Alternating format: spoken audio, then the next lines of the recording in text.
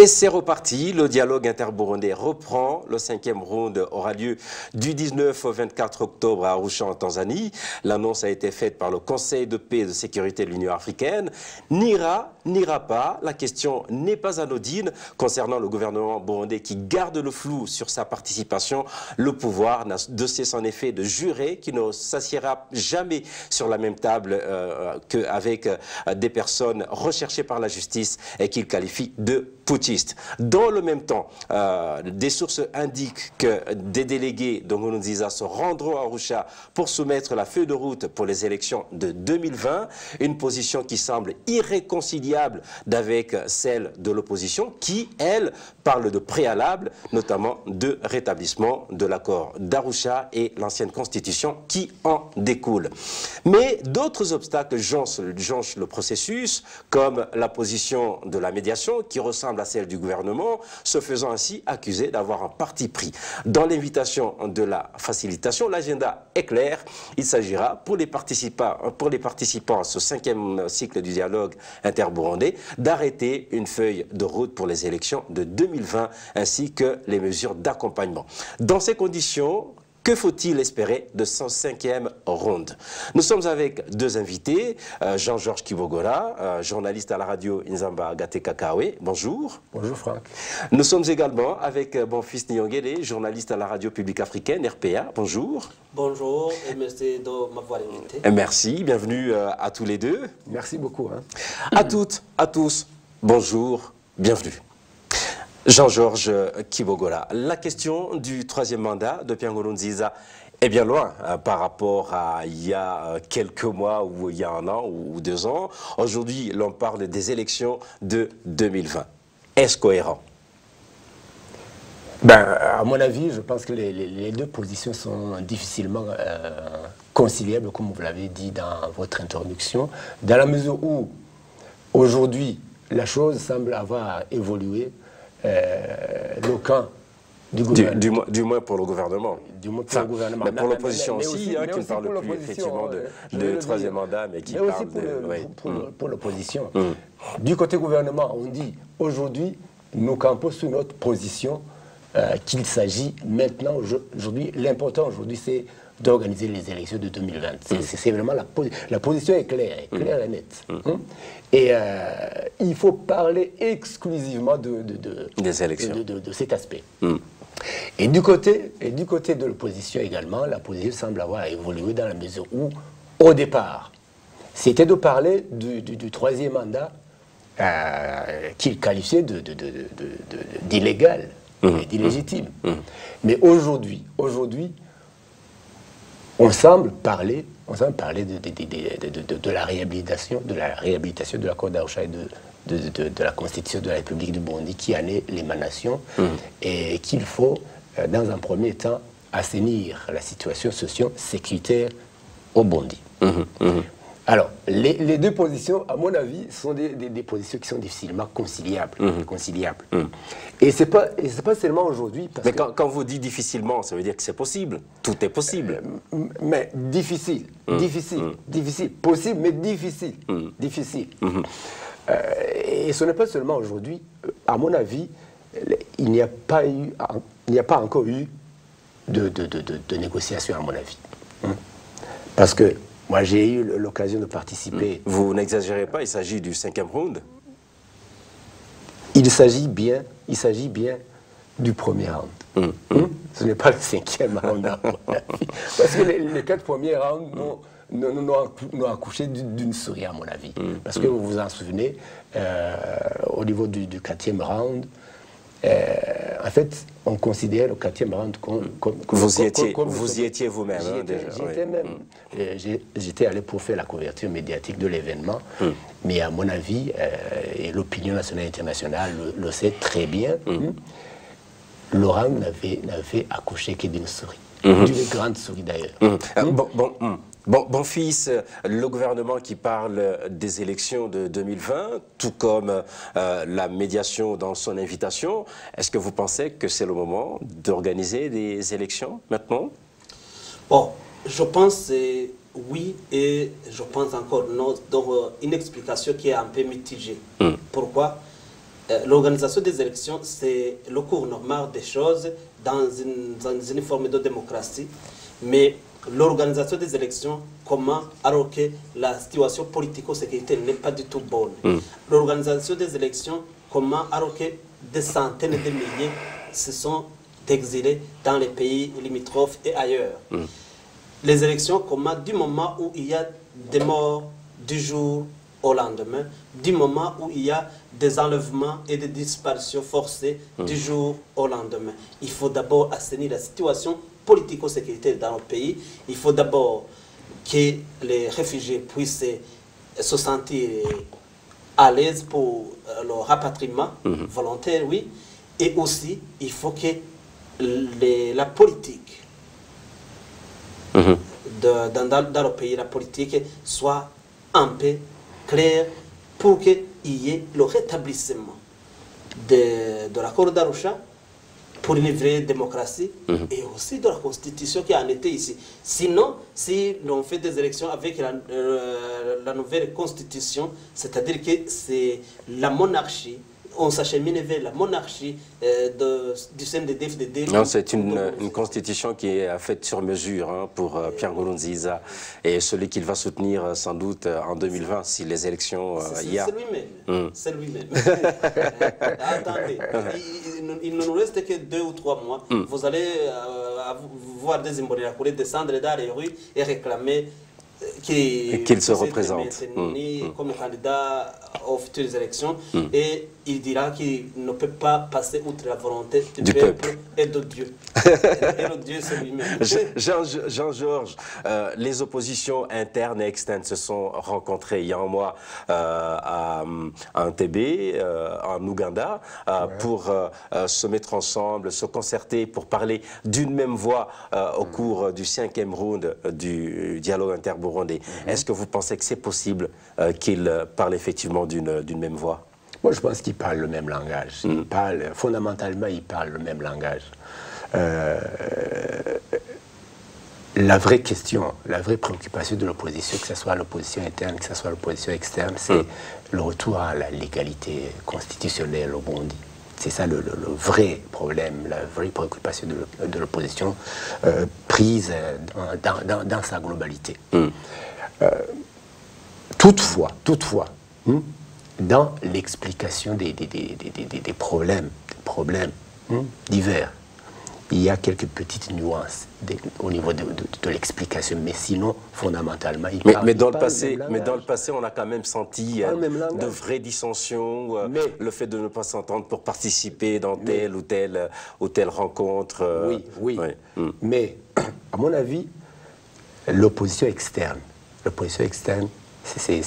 mon avis, c'est la vraie opposition. C'est la vraie opposition. C'est l'opposition que le gouvernement. Vous risquez d'offenser certaines personnalités comme Léonce Ngendakumana et d'autres qui tiennent quand même tête. C'est l'opposition que le gouvernement burundais considère comme l'opposition radicale. Opposition radicale. Okay. Et alors, dans les négociations, il est tout à fait nécessaire de pouvoir inviter, de pouvoir convier ce que vous considérez comme l'opposition radicale. Il faut absolument qu'elle soit là dans l'opposition, sinon vous ne faites rien. Bonfils, le Sénarède ira à Arusha dans le dialogue prévu du 19 au 24 octobre avec une série de 13 conditions. C'est du moins une série que l'on peut qualifier de provisoire parce qu'elle a été établie il y a quelque temps, alors que la véritable série de conditions n'est pas encore connue des médias. Mais c'est encore une fois une série que l'on peut qualifier de provisoire. Alors, ce sont des conditions qu'il qualifie de favorables pour la tenue d'élections crédibles en 2020, parmi lesquelles l'ouverture de l'espace politique et la restauration de l'accord d'Arusha et la constitution de 2005. Ces conditions sont-elles réalisables d'ici une année? Je pense non. Parce que, d'abord, l'ouverture de l'espace politique chez le pouvoir de Pierre Nkurunziza, chez le pouvoir du CNDD-FDD, c'est on s'achemine vers l'utopie de cette ouverture de l'espace politique. Pourquoi? D'abord, vous considérez la chasse à l'homme qui est faite aux membres du FNL de la coalition Amizero et Barundi. Ils sont victimes du jour au lendemain d'arrestations arbitraires, de disparitions forcées, d'emprisonnement, et même de tueries. Donc, pour le simple fait qu'ils n'adhèrent pas aux idéaux du CNDD-FDD, pour le simple fait qu'ils auraient manifesté contre le troisième mandat de Pierre Nkurunziza, mais également qu'ils auraient manifesté au dernier référendum. Du scrutin référendaire, ils auraient dit qu'ils vont voter voter contre la constitution taillée sur mesure de Pierre Nkurunziza. Et donc, l'ouverture de l'espace politique aujourd'hui au Burundi est presque une utopie chez Nkurunziza, puisqu'on s'achemine vers le monopartisme, on s'achemine même vers le monoethnisme de la nation, puisque lorsque vous voyez ces ONG qui sont suspendues, il y a une certaine forme on s'achemine vers l'époque apocalyptique du Burundi, puisque donc les enlèvements des militaires et des policiers qui seraient contre les ajustements des Imbolé la Corée et quoi, on s'achemine vers le pire. Il faut que s'il y a un moyen peut-être que vous êtes trop pessimiste en vous écoutant. C'est pas trop pessimiste, puisque c'est la triste réalité. Si je serais trop pessimiste, vous seriez au Burundi. Permettez que je glisse ça. Oui, naturellement, Jean-Georges, en fait, autrement dit, par rapport à la question que je lui ai posée, il ne reste pratiquement que 20 mois pour que les élections se tiennent. Si élection il y a, est-ce que, encore une fois, est-ce que ça serait possible que ça puisse s'organiser? Oui, de mon point de vue, la période qui nous sépare des élections de 2020 pourrait suffire. À mon avis, la période pourrait suffire pour organiser les élections de 2020 s'il y a la volonté des uns des autres, s'il y a la volonté de toutes les parties prenantes dans ces élections, la période pourrait suffire. Mais si ce n'était pas le cas, d'abord la personnalité de la mais si ce n'était pas le cas, l'important pour moi, ce n'est pas les délais qui restent. L'important pour moi, c'est que les élections puissent se dérouler dans un climat de confiance, dans un climat de sérénité, dans un climat d'amour, de convivialité entre tous les Burundais. Même si ça devait s'organiser après 3 mois, après 4 ans, 3 ans, 4 ans, blablabla. Pour moi, il n'y a aucun problème. L'important, c'est que les Burundais puissent aller aux élections dans un climat apaisé.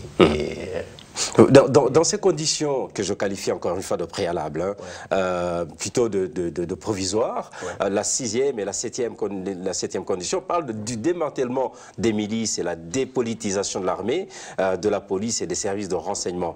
Pierre Nkurunziza peut-il accepter de désarmer sa milice avec tout le mal qu'il s'est donné pour cela? Bon, c'est un chantier qu'il a commencé, un chantier que je qualifie de mauvais chantier, parce que dans un pays qui se veut démocratique... Est-ce qu'aujourd'hui c'est encore un chantier? Dans un pays qui se veut démocratique, les codes de défense et de sécurité n'ont pas de droit au chapitre dans la politique. Ils sont écartés dans tout ce qui est politique. Mais malheureusement, aujourd'hui au Burundi, on voit que Pierre Nkurunziza et son régime ont politisé ses organes. Il n'a pas politisé ses organes, il a même politisé les écoles primaires, les écoles secondaires. Imaginez quand les élèves de l'école primaire sont appelés à marcher, à aller dans les rues pour manifester contre les blablabla, contre les experts des Nations Unies, etc. Mais c'est vraiment, c'est insensé, c'est malheureux.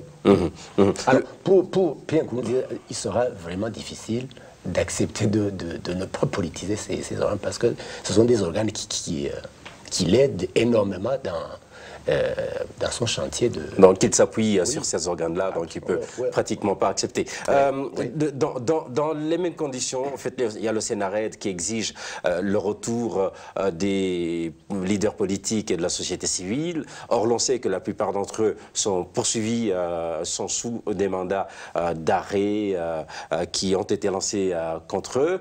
Imaginez que le pouvoir accepte de lever les mandats d'arrêt qui les poursuivent. Est-ce que vous ne pensez pas que le même pouvoir de Nkurunziza risque d'exiger également l'immunité contre, par rapport aux crimes que le pouvoir a commis depuis 2015? D'abord, je vais répondre à votre question. Avant de répondre à votre question, je vais glisser un mot par rapport à la dépolitisation des corps de défense et de sécurité et au démantèlement de la milice Imbonerakure. Nkurunziza ne veut pas accepter cette dépolitisation, puisque d'abord la politisation des corps de défense et de sécurité ne date pas d'hier. Il y a plus de 10 ans, il y a plus même de 20 ans, les anciens rebelles du CNDD-FDD sont aujourd'hui dans les corps de défense et de sécurité. Dans leur cœur, dans leur imagination, ils restent toujours dans le CNDD-FDD qui dirige le pays. Et c'est ça le choc qui a eu lieu avec le processus de réintégration, de la réforme des corps de défense et de sécurité. Il devrait y avoir des séances de recyclage, de dire à ces combattants qui ne sont plus des combattants d'un parti politique, mais plutôt qui doivent devenir dans un moment ou l'autre des forces de défense et de sécurité qui doivent protéger, qu'ils ont le devoir de protéger la population. Mais aujourd'hui, ils sont des auteurs de crimes, ils sont des auteurs de violations graves, ils sont des auteurs même de disparitions forcées. Donc ils ne veulent pas quitter la politique, ils entrent dans l'armée, dans la police et dans le service de l'enseignement en tenue policière ou en tenue de l'armée, mais juste avec la casquette politique. C'est pourquoi ils commettent ce genre de forfait. Vous en avez des preuves, hein, j'espère. Nous en avons des preuves, puisqu'il y en a, même ceux qui sont cités dans des rapports de la CPI, il y en a ceux qui sont cités dans des rapports des organisations de défense des droits de l'homme. J'entame dans votre question de dire que si le Sénarède exige la levée des mandats sur les acteurs politiques et sur les agents de la société civile et que le gouvernement accepte en contrepartie va demander l'immunité contre les violations graves des droits de l'homme qui se commettent aujourd'hui au Burundi. Je fais un clin d'œil à nos politiciens de ne pas tomber dans ce piège. C'est un piège qu'il ne faut pas tomber. De quel politicien parlez-vous? S'agit-il de l'opposition ou de... Je dis aux politiciens de l'opposition de ne pas tomber dans ce piège, que des crimes qui sont en train d'être commis au Burundi sont imprescriptibles, inamnistiables et impardonnables. Des crimes contre l'humanité et aux dynamiques génocidaires. Donc c'est déjà enquêté par la CPI qui laisse la justice. Alors, dans les processus de négociation, qui demandent, qui réclament une justice digne de son nom, une justice par ailleurs au préalable internationale pour la répression des crimes commis au Burundi. Sinon, on ne saura pas nous acheminer vers la paix, on aura compromis même notre lutte. Et si c'était une nécessité pour faire avancer les choses? Non, je pense que cette nécessité, quand ce genre de nécessité, ça sera s'enfoncer, ça sera donc se tirer la barre dans le pied, puisque même lorsqu'ils vont rentrer sans que cette justice ait lieu, je pense que demain après-demain, ce sera encore le cycle de fuite ou de tuerie. Je pense que ces politiciens ou ces gens de la société civile ne sont pas tellement dupes qu'ils peuvent tomber dans ce piège. Et ils ne peuvent pas tomber dans le piège, ils sont assez intelligents et je pense que... Étant donné... J'ai confiance. Étant donné notamment que la société civile est à l'origine de la poursuite justement contre le pouvoir de Bujumbura par la CPI. Oui, même si... Non, elle n'est pas l'origine. L'origine, c'est cette tuerie. Lorsqu'ils n'auraient pas commis ces forfaits, il n'y aurait pas cette poursuite. Non, ce que je veux dire, c'est que, en fait, il y a la société civile qui a mis beaucoup d'efforts. Une alerte précoce par rapport aux dimensions de... Il y a un cas d'espèce qui s'est déroulé en Tanzanie, c'était, je crois, lors du deuxième round, je ne me rappelle pas exactement, où Pacifique Inazi, qui dirige le FOCODE, jadis, il était président du Forum pour l'enfouissement de la cité. Il était dûment invité dans ses assises. Il s'était rendu en Tanzanie. La Tanzanie avait garanti tout le monde que la sécurité sera vraiment au bon fixe. Mais il a eu des déboires. Oui, la police la retrouve, est allée le chercher dans sa chambre, tout comme d'autres, notamment. Il y a aussi Armel Nyongene qui a failli également passer par... Heureusement, il y a des instances qui sont intervenues pour qu'il soit libéré, mais quand même, sa sécurité avait été mise en danger. Jean-Georges, dans les mêmes conditions, il y a le Sénarède qui exige la réhabilitation des leaders politiques dans leurs biens, mais n'exige pas la même chose pour les autres réfugiés. Beaucoup, une certaine opinion, y voient une forme d'égoïsme de la part du Sénarède. Pensez-vous que ça soit le cas? Bon, à mon avis, je ne pourrais pas globaliser au niveau de tous les membres du Sénarède, mais apparemment, le Sénarède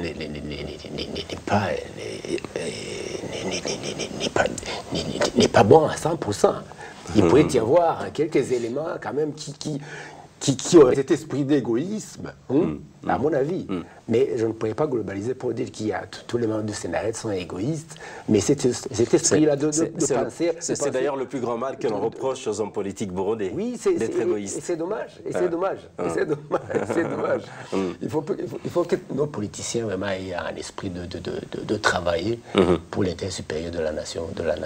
Il faut éviter vraiment cet esprit grégaire de travailler de travailler pour leurs propres intérêts. Ça serait, si c'était le cas, ça serait effectivement dangereux qu'ils se disent représenter une bonne partie de la population, si pas toute la population burundaise.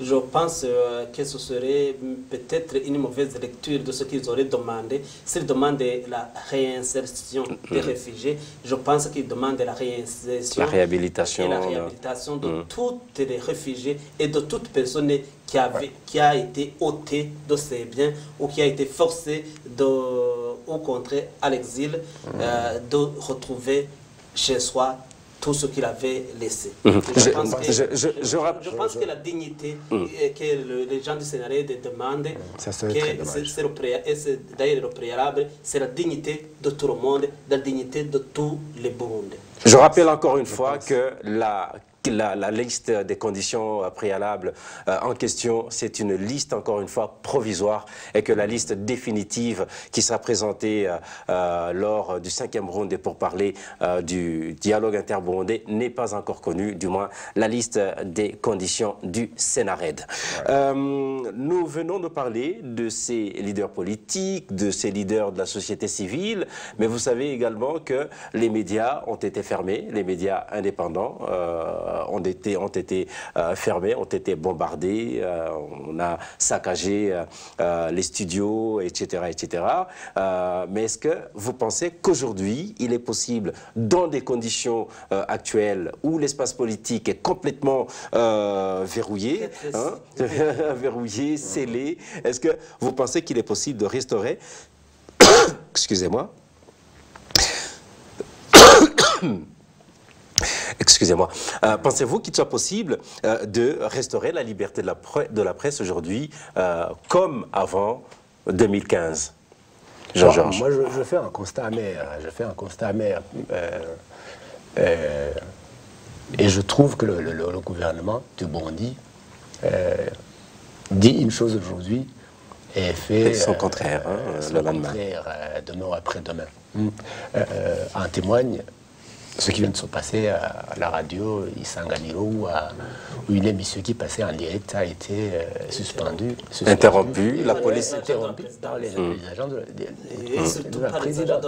C'est-à-dire que c'est Pierre Nkurunziza lui-même qui a demandé va et arrêter cette émission. Oui, aujourd'hui on est en 2018. En sortant même un représentant du gouvernement. Oui, aujourd'hui on est en 2018, mais après la démolition de certains médias indépendants en 2015, après, le gouvernement n'a pas cessé de chanter la liberté d'expression, la liberté de la presse est garantie jusqu'aujourd'hui. Mais quand on voit ce qui se passe aujourd'hui, au niveau des médias, au niveau des journalistes qui sont sur le terrain, et au niveau blablabla, le constat est amer. Donc, c'est-à-dire que le gouvernement du Burundi considère de la même manière les médias indépendants comme les gens, comme les putschistes. Comme les putschistes. Et donc, des journalistes ont été tués et décimés avec leurs familles. D'autres ont disparu. Depuis le 22 juillet 2016. Jean Bigirimana, il a été enlevé par les forces de sécurité, donc la police présidentielle, le service national de renseignement, il est disparu. Il y a aussi des journalistes qui vivent sous menace. Il y a même des journalistes des radios internationaux comme la BBC, la RFI, qui ont été, et la Voix d'Amérique aussi, qui ont été fermés et verrouillés sur l'espace des territoires burundais. N'oubliez pas, donc c'est un signe. C'était la BBC et la VOA. Oui, la BBC et la VOA. C'est un signe. Avec des mises en garde contre notamment RFI, France 24, etc. De Bujumbura ne veut pas de la liberté de la presse. Donc ils gèrent le pays comme ils ont géré le maquis du CNDD-FDD. Donc vous joignez... Oui, exactement. Je pense qu'on parle le même langage. Donc par rapport à la question claire que vous posiez tout à l'heure, c'est-à-dire que le gouvernement du Burundi n'est pas prêt à autoriser les médias de travailler dans des conditions que nous estimons les conditions qui sont les nôtres de travailler pour exercer notre métier librement. Il considère les médias comme un élément gênant. Alors là, si on vous écoute, on devrait plutôt se suicider. Vous êtes trop pessimiste, mon fils. Non, ce n'est pas s'empêcher un pays qui ferme une émission en direct avec un représentant du gouvernement. Un gouvernement qui ferme tous les ONG avec tous les avantages accordés à la population. Un gouvernement qui s'autorise de faire, je pense, un isolement total, un isolement diplomatique total. C'est un gouvernement qui va dans son époque apocalyptique. Espérons qu'on n'en arrive pas à cet extrême et que les choses pourront se résoudre, et notamment par la voie de ce dialogue interburundais, le 5e round qui aura donc lieu du 19 au 24 octobre cette année, qui donc c'était l'objet... Ceux qui ont pris les armes n'ont pas été invités à ce 5e round de dialogue. Ah, il faut bien un début à tout, non? Oui, au moins un début. Et donc, voilà, c'est la fin de cette 50e édition du Club de la Presse. Bonfils Nyongere de la radio RPA et Jean-Georges Kibogola étaient nos invités. Vous êtes de la radio Inzambagate Kakawe. Merci encore une fois à tous les deux. Merci beaucoup. Merci également à toute l'équipe technique, à toutes. À tous, je vous donne rendez-vous la semaine prochaine pour un nouveau numéro du Club de la Presse.